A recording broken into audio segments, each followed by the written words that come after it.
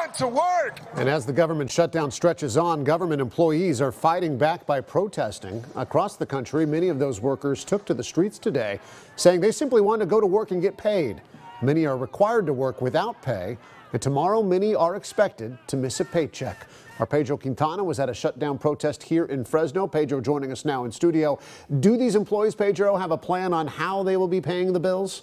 Well, Evan, some employees have been taking out a personal loan to get them by for this month, while others are scraping by to make ends meet. They tell me they just want this shutdown to end so they can get a paycheck. More than a dozen federal employees standing outside the IRS processing site in southeast Fresno. For these federal workers, every day has been a challenge since the shutdown started. The morale is terrible. A lot of folks want to walk off the job.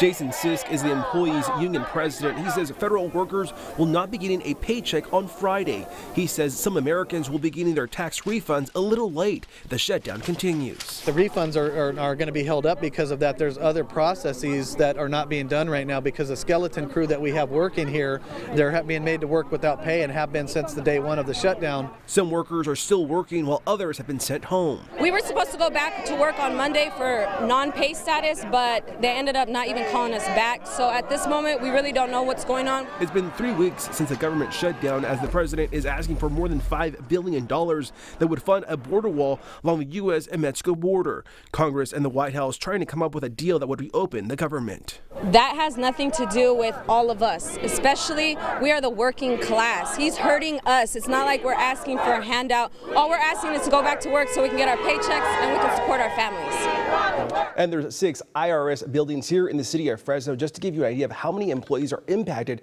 by this shutdown. In the studio, Pedro Quintana, KC24, local news that matters. Pedro, thanks very much.